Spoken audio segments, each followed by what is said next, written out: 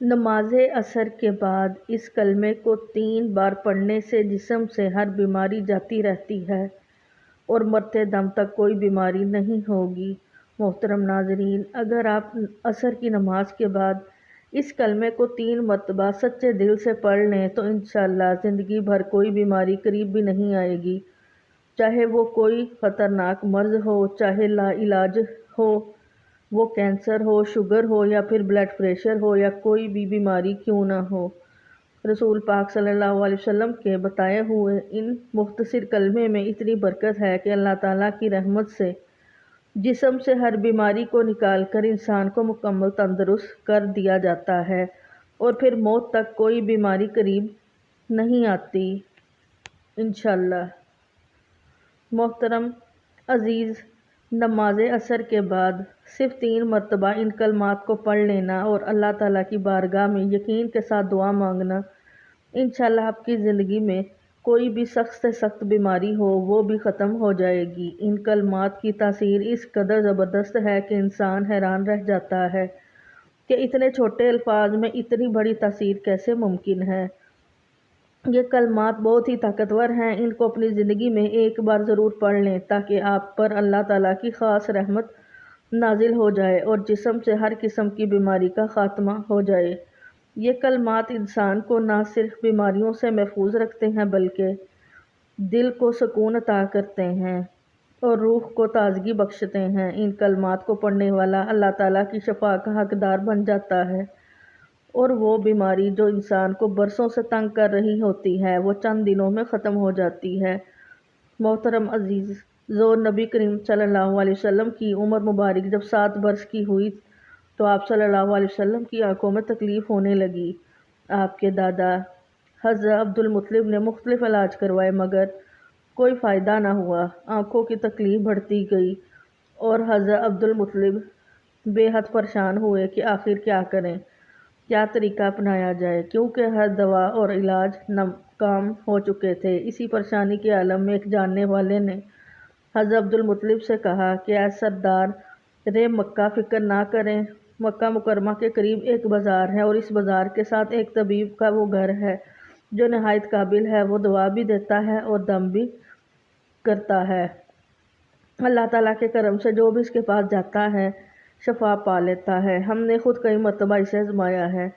حضرت عبدالمطلب نے جب یہ سنا تو دل خوش ہو گیا اور فوراً نبی پاک صلی اللہ علیہ وسلم کو لے کر اس طبیب یعنی راہب کے پاس روانہ ہو گئے۔ جب آپ اس کے دروازے پر پہنچے تو شام کا وقت تھا، دروازہ بند تھا۔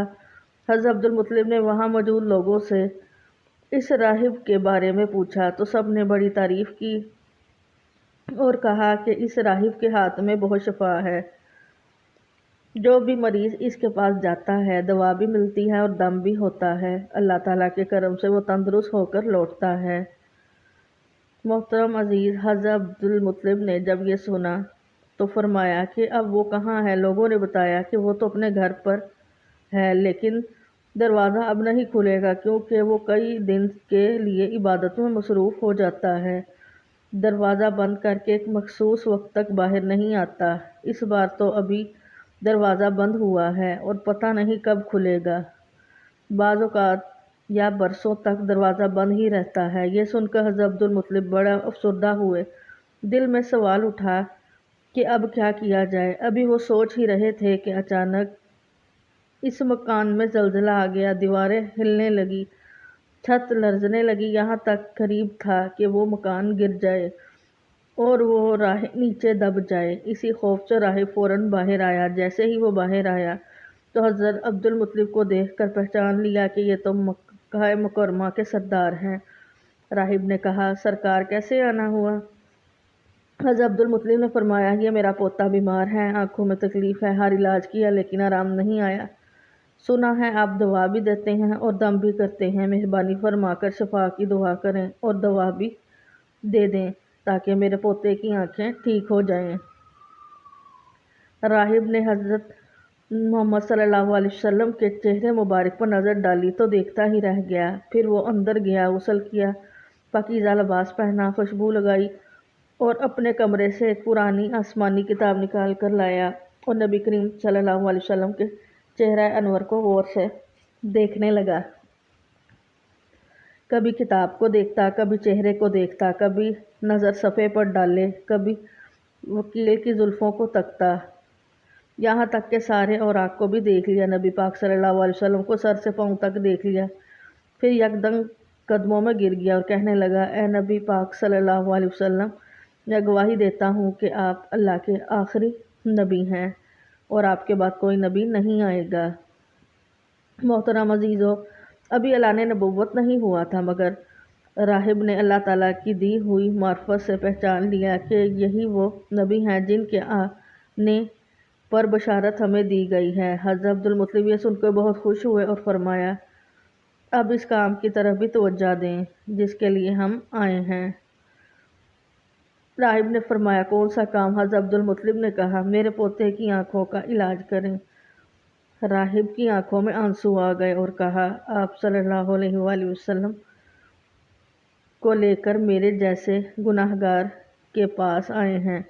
अपने तबीब को मरीज़ के पास लेकर आ गए, शफा देने वाले को दुआ मांगने वाले के पास ले आए, मुख्तार को मजबूर के पास ले आए हैं, नबी को उम्मती के पास ले आए हैं। अब्दुल मुत्तलिब मैं अपनी इबादत खाना में बैठा था, अल्लाह ताला की इबादत कर रहा था कि अचानक मेरा सारा मकान लरजने लगा। अगर मैं बाहर ना आता तो मकान के नीचे आकर दब जाता। ऐ सरदार मक्का, तेरा ये पोता बड़ी शान वाला है, बड़ी अजमत वाला है, बड़े मुकाम वाला है। देख, इसके चेहरे से नूर के फवारे निकल रहे हैं। कायनात के यहूद इसके दुश्मन थे, इसी तरह लेकर इसको ना फिरा करो, कहीं कोई यहूदी इसको तकलीफ़ ना दे जाए। इसको अपने घर ले जाओ। मोहतरम अजीज़ों, हज़रत अब्दुल मुत्तलिब ने फरमाया, आपने मेरी बड़ी रहनुमाई फरमाई, शुक्रिया, लेकिन असल मसला तो अपनी जगह रहा। जिस मकसद के लिए मैं आया था वो तो हल ना हुआ। तो राहिब ने मुस्कुराकर कहा, ऐ सरदार मक्का, इनकी आंखों का इलाज खुद इन्हीं के पास मौजूद है, आपको पता ही नहीं। फरमाया, कहाँ से है इलाज? राहिब ने कहा, सरदार मक्का, नबी करीम सल्लल्लाहु अलैहि वसल्लम का लाभ शरीफ निकाल कर इनकी आंखों में लगाओ, ये बिल्कुल ठीक हो जाएंगे।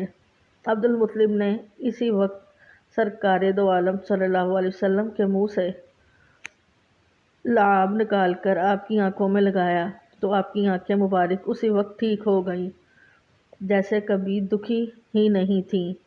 हज़रत अब्दुल मुत्तलिब बड़े हैरान हुए, इस राहिब का शुक्रिया अदा किया, चलने लगे तो राहिब ने कहा, हजूर, शुक्रिया तो आपका कि आपने मुझे सरकार कायनात की ज़ियारत करवाई है।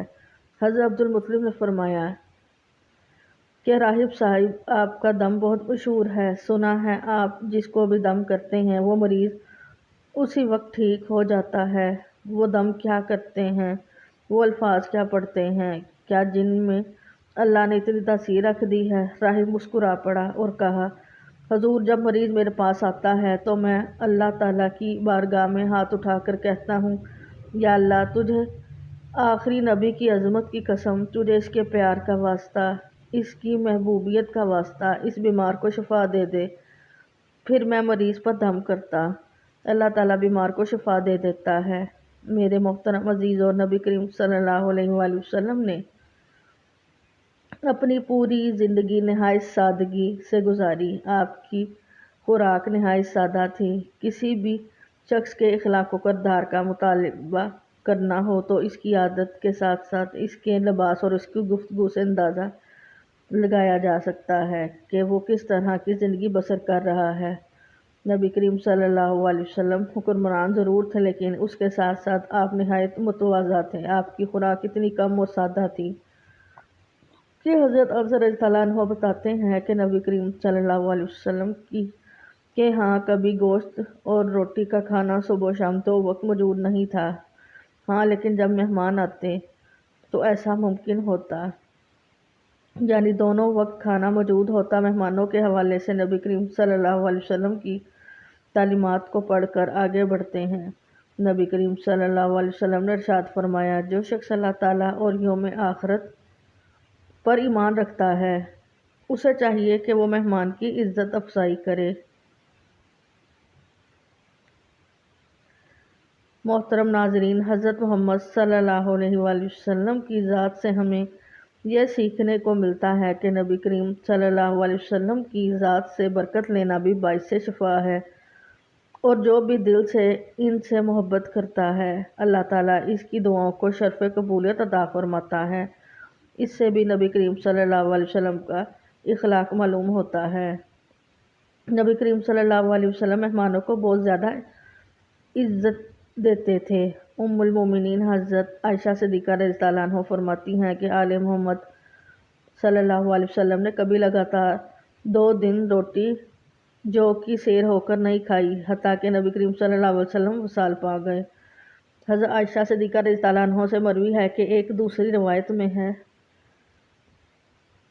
کہ جب سے نبی کریم صلی اللہ علیہ وسلم مدینہ منورہ تشریف لائے، آل محمد نے کبھی مسلسل 3 راتیں گندم کی روٹی سیر ہو کر نہیں کھائی۔ محترم عزیزو، یہ فقرہ سن کر دل لرز جاتا ہے کہ جس ہستی کے صدقے ہمیں رزق نصیب ہو رہا ہے، جس نبی کے طفیل ہمیں ہر نعمت ملی ہے، اسی نبی کریم صلی اللہ علیہ وسلم نے پوری زندگی سادہ کھانے پر قناعت کی، کبھی پیٹ بھر کر نہ کھایا، کبھی تقاضا نہ کیا، کبھی شکوہ نہ کیا، بلکہ اللہ کا شکر ادا کرتے رہے اور بھوکے رہ کر بھی دوسروں کا خیال کرتے رہے۔ نبی کریم صلی اللہ علیہ وسلم کی سیرت میں ہمیں صبر، قناعت بھی ملتی ہے، برداشت بھی، اور عاجزی کا سمندر بھی۔ ہمیں وہ لمحات بھی یاد آتے ہیں جب کئی دن گھر میں چولہا نہیں جلتا تھا۔ حضرت عائشہ صدیقہ رضی اللہ عنہ فرماتی ہیں کبھی 3 دن مسلسل گھر میں کھانا پکا ہی نہیں، اور اگر کچھ آتا بھی تو صرف کھجور اور پانی پر گزارا ہوتا۔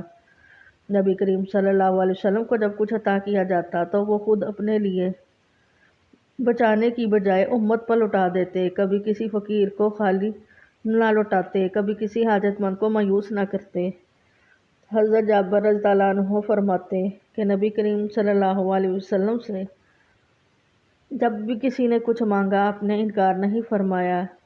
محترم عزیزو، آپ صلی اللہ علیہ وسلم کا اخلاق نہایت بلند تھا۔ آپ صلی اللہ علیہ وسلم نے کبھی کسی کو حقیر نہیں سمجھا، نہ غلاموں کو، نہ یتیموں سے بے رخی برتی، بلکہ ہر کسی کو عزت دی، محبت دی، شفقت دی، اور یہی وہ خصلت تھی جس نے سخت دلوں کو بھی موم کر دیا، جس نے دشمنوں کو بھی دیوانہ بنا دیا۔ حضرت انس رضی اللہ عنہ فرماتے ہیں کہ میں نبی کریم صلی اللہ علیہ وسلم کی خدمت میں 10 سال رہا، کبھی آپ نے مجھے اف تک نہیں کہا، کبھی کوئی شکوہ نہ کیا، کبھی یہ نہ فرمایا کہ یہ کام کیوں کیا، یہ کام کیوں نہیں کیا۔ نبی کریم صلی اللہ علیہ وسلم کا چہرہ مسکراتا تھا، نرم لہجہ، نرم مزاجی اور محبت بھرا انداز آپ کی ہر بات کو دل میں اتار دیتا تھا۔ محترم عزیزو، جب نبی کریم صلی اللہ علیہ وسلم کے ان اوصاف کو پڑھتے ہیں تو ہمیں اپنی زندگی کا محاسبہ کرنا چاہیے کہ ہم کتنے خود غرض ہو چکے ہیں۔ ہم ذرا سی بات پر لڑ پڑتے ہیں، ذرا سا مال آنے پر فخر میں آ جاتے ہیں، اور جب نعمتیں کم ہو جائیں تو شکوے شروع ہو جاتے ہیں۔ لیکن نبی کریم صلی اللہ علیہ وسلم نے تو ساری زندگی ایک معمولی بستر پر گزار دی۔ ایک روایت میں آتا ہے کہ حضرت عمر رضی اللہ عنہ جب نبی کریم صلی اللہ علیہ وآلہ وسلم کے حجرے مبارک میں داخل ہوئے تو آپ صلی اللہ علیہ وسلم ایک کھجور کی چٹائی پر آرام فرما رہے تھے۔ چٹائی کے نشان جسم مبارک پر نمایاں تھے۔ حضرت عمر کی آنکھیں نم ہو گئی۔ عرض کیا، یا رسول اللہ، کیسرا کسرا یہ ریشمی بستروں پر ہیں اور آپ صلی اللہ علیہ وسلم اس چٹائی پر آرام فرما رہے ہیں۔ آپ صلی اللہ علیہ وسلم نے مسکرا کر فرمایا، عمر، کیا تم نے یہ نہیں جانتے کہ ان کے لیے دنیا اور ہمارے لیے آخرت یہی وہ سبق ہے جب ہمیں اپنی زندگی کا حصہ بنانا ہے۔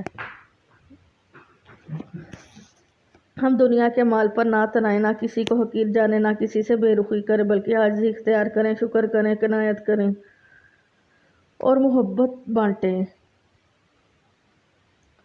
محترم عزیزو، اگر نبی کریم صلی اللہ علیہ وسلم بھوکے رہ کر بھی مسکراتے تھے تو ہمیں بھی اپنی چھوٹی چھوٹی محرومیوں پر شکایت نہیں کرنی چاہیے۔ اگر نبی کریم صلی اللہ علیہ وسلم نے کبھی کسی سے بدلہ نہیں لیا تو ہمیں بھی معاف کرنا چاہیے۔ اگر نبی کریم صلی اللہ علیہ وسلم نے سب سے زیادہ دوسروں کی فکر کی تو ہمیں بھی دوسروں کے لیے جینا سیکھنا چاہیے۔ یہی سیرت طیبہ ہے، یہی اصل مقام ہے، یہی اصل عشق ہے کہ ہم نبی کریم صلی اللہ علیہ وسلم کی زندگی کو پڑھیں، سمجھیں اور اپنائیں۔ ارشاد فرمایا، میرا دنیا سے کیا تعلق، دنیا میری مثال تو اس مسافر جیسی ہے جو تھوڑی دیر کے لیے کسی درخت کے سائے تلے ٹھہرتا ہے، پھر اسے چھوڑ کر اپنا راستہ لیتا ہے۔ اگر ہم رسول اللہ صلی اللہ علیہ وسلم کی حیات طیبہ پر نظر ڈالیں تو معلوم ہوتا ہے کہ آپ کی زندگی ہر پہلو سے سادگی کی تصویر تھی۔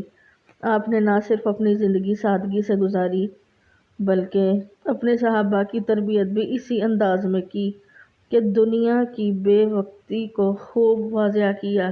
آئیے دیکھتے ہیں اللہ کے رسول نے صحابہ کی تربیت کیسے فرمائی۔ حضرت جابر رضی اللہ عنہ فرماتے ہیں کہ حضور کریم صلی اللہ علیہ وسلم مدینے سے آتے ہوئے بازار سے گزرے۔ آپ کے ارد گرد بہت سے صحابہ اکرام تھے۔ آپ ان کے ہمراہ تشریف لے جا رہے تھے کہ راستے میں ایک بکری کا مرا ہوا بچہ پڑا تھا۔ اس کے کان چھوٹے تھے۔ آپ نے اس کا کان پکڑ کر فرمایا، ساتھیو، تم میں سے کون ہے جو اسے 1 درہم میں لینے پر راضی ہو؟ صحابہ نے عرض کیا، یا رسول اللہ، 1 درہم تو بہت بڑی بات ہے، ہم تو 1 پیسے میں بھی لینے کو تیار نہیں، اور اسے لے کر کریں گے کیا؟ اب طے ہوا، کیا اچھا کیا تم اسے مفت لینے کے لیے راضی ہو؟ صحابہ نے عرض کیا، یا رسول اللہ، اگر یہ زندہ ہوتا تب بھی یہ عیبدار شمار ہوتا کیونکہ اس کے کان چھوٹے ہیں، اور اب تو یہ مرا ہوا ہے۔ محترم عزیزو، دیکھیے اللہ کے رسول صلی اللہ علیہ وسلم دنیا کی بے ثباتی اور کم حیثیت کو کس انداز میں بیان فرما رہے ہیں۔ آپ نے ارشاد فرمایا، اللہ کی قسم، اللہ تعالیٰ کے نزدیک دنیا اس مردار سے بھی کم حیثیت رکھتی ہے۔ پھر ایک اور موقع پر دنیا کی حقیقت ان الفاظ میں بیان فرمائی، اگر دنیا اللہ کے نزدیک مچھر کے پر کے برابر بھی حیثیت رکھتی ہوتی تو وہ کسی کافر کو اس میں پانی کا ایک گھونٹ بھی نہ دیتا۔ محترم عزیزو، ذو الحج کا بابرکت مہینہ ہے۔ ان 4 مہینوں میں سے ایک ہے جن کا ذکر اللہ تعالیٰ نے قرآن میں کیا ہے۔ ان دنوں میں اللہ کو راضی کرنے کا وقت ہے، ان دنوں میں اپنے نفس کو قابو میں رکھنے کا وقت ہے، دنیا کی حقیقت کو سمجھنے اور آخرت کے لیے تیاری کرنے کا وقت ہے۔ ان دنوں میں اپنے نفس کو قابو میں رکھنے کا وقت ہے، دنیا کی حقیقت کو سمجھنے اور آخرت کی تیاری کرنے کا وقت ہے۔ جان لیجیے یہ کلمات وہ برکت ہیں، بالکل اسی طرح جیسے یہ دن والے برکت والے ہیں اور رحمت والے ہیں۔ اللہ پاک نے ان کلمات میں بہت زیادہ شفا رکھی ہے۔ جو بھی شخص کسی ایسی بیماری میں مبتلا ہو جس کا وہ بار بار علاج کروا کر تھک چکا ہو اور اب بھی اسے شفا نہ مل رہی ہو تو وہ ان کلمات کو ضرور اپنائے، انشاءاللہ اللہ پاک اسے ہر بیماری سے نجات عطا فرمائے گا۔ وہ کلمات یہ ہیں، سبحان اللہ العظیم و بحمدہ، لا حول ولا قوۃ الا باللہ العلی العظیم۔ آپ نے ان کلمات کو نماز عصر ادا کرنے کے فوراً بعد 3 مرتبہ پڑھنا ہے، لیکن اس سے پہلے اول آخر 1 مرتبہ درود پاک پڑھنا ہے، اور اس کے بعد تعوذ و تسمیہ یعنی اعوذ باللہ من الشیطان الرجیم بسم اللہ الرحمن الرحیم بھی پڑھ لینا ہے۔ اس کے بعد یہ کلمات 3 مرتبہ ادا کرنے ہیں۔ جب یہ 3 مرتبہ مکمل ہو جائیں تو پھر آپ نے لا الہ الا اللہ کی ایک تسبیح مکمل کرنی ہے، یعنی اس انگلیوں پر گن کر یا تسبیح کے دانوں پر پورے 100 مرتبہ پڑھنا ہے۔ جب آپ آخری دفعہ پڑھیں تو ساتھ محمد رسول اللہ پڑھیں تاکہ آپ کی تسبیح پوری ہو جائے۔ جب یہ تسبیح مکمل ہو جائے تو آخر میں دوبارہ اتنی ہی مرتبہ درود پاک پڑھ لینا ہے جتنی بار آپ نے ابتدا میں پڑھا تھا۔ محترم عزیزو، جو بھی سخت سے سخت بیماری ہو، لا علاج ہو، مسئلہ ہو، کوئی بھی ایسی پریشانی جو حل ہونے کا نام نہ لے رہی ہو تو یہ عمل ضرور کریں، انشاءاللہ اللہ پاک آپ کو ان کلمات کی برکت سے فوری شفا عطا فرما دے گا اور آپ کے دل کو سکون ملے گا۔ محترم عزیزو، یہ کلمات صرف 3 مرتبہ عصر کی نماز کے بعد ادا کرنے ہیں۔ اول آخر 1 مرتبہ درود پاک پڑھنا ہے، انشاءاللہ اس عمل کی برکت سے آپ کو شفا یابی ملے گی۔ ناظرین، 1 مرتبہ پھر آپ کو عمل کا طریقہ کار سمجھا دیتی ہوں۔ ثواب کی نیت سے ایک بار درود شریف میرے ساتھ بھی پڑھ لے۔ اللہم صلی علی سیدنا محمد وعلی آل محمد کما صلیت علی ابراہیم وعلی آل ابراہیم انک حمید مجید۔ अल्लाहुम्मा बारिक अला मुहम्मदिन व अला आलि मुहम्मदिन कमा बारकता अला इब्राहीम व अला आलि इब्राहीम इन्नका हमीदुम मजीद। दुरूद पाक पढ़ने के बाद आपने एक मरतबा औज़ु बिल्लाहि मिनश शैतानिर रजीम और बिस्मिल्लाहिर रहमानिर रहीम पढ़कर 3 मरतबा आपने ये कलमात पढ़ने हैं, सुबहानल्लाहिल अज़ीम व बिहम्दिही ला हौला वला कुव्वता इल्ला बिल्लाहिल अलिय्यिल अज़ीम। जब आप 3 मरतबा ये कलमात पढ़ लें तो आपने एक मुकम्मल तस्बीह ला इलाहा इल्लल्लाह की पढ़नी है। मुकम्मल 100 दाने वाली तस्बीह हाथों पर गिन कर पढ़ लें या तस्बीह के दानों पर। जब आप 99 दफ़ा ला इलाहा इल्लल्लाह पढ़ लें तो आखिरी दफ़ा आपने पूरा कलमा पढ़ना है, ला इलाहा इल्लल्लाहु मुहम्मदुर रसूलुल्लाह। और इसके बाद आपने फिर दोबारा दुरूद पाक पढ़ना है जो आपने शुरू में पढ़ा था। अल्लाह वालों, आज का ये वजीफ़ा और अमल आपको बताया गया है, ये सिर्फ बीमारियों से शिफा के लिए नहीं बल्कि ज़िंदगी के हर पहलू में अल्लाह पाक के ख़ास इनामात को हासिल करने का एक ज़रिया है। ये वो ताकतवर कलमात हैं जिनमें अल्लाह पाक ने जिस्मानी बीमारियों के साथ साथ रूहानी बेचैनी के लिए भी शिफा रखी है। इन कलमात को जो शख्स दिल से पढ़ेगा अल्लाह पाक इसके दिल को सुकून अता फरमाएंगे और इसके जिस्म को हर किस्म की तकलीफ़ से महफूज रखेंगे। ये अमल ना सिर्फ आम बुखार, दर्द और जिस्म की कमज़ोरी, ब्लड प्रेशर, शुगर जैसे अमराज में मुफीद है बल्कि बीमारियों को डॉक्टर लाइलाज कह दें, जैसे कि कैंसर, दिल की तकलीफ़, गुर्दों की ख़राबी, सांस की बीमारी या दमे की शिकायत, इन सब के लिए भी ये अमल अर्श इलाही से शिफा बन जाता है। अल्लाह पाक के फजल से ये कलमात पढ़ने वाले को ऐसी ताकत मिलती है कि वो बीमारियों का मुकाबला सब्र और हौसले से करता है और अल्लाह पाक जल्द शिफा अता फरमा देते हैं। ये अमल सिर्फ बीमारियों तक महदूद नहीं बल्कि इसकी बरकत से रिस्क में कशादगी आती है। जो लोग कर्ज़ों में डूबे हुए हैं, जो रिस्क की तंगी का शिकार हैं, जो चाहते हैं कि इनके घर में खैर व बरकत हो, तो वो इस अमल को अपनी ज़िंदगी का हिस्सा बना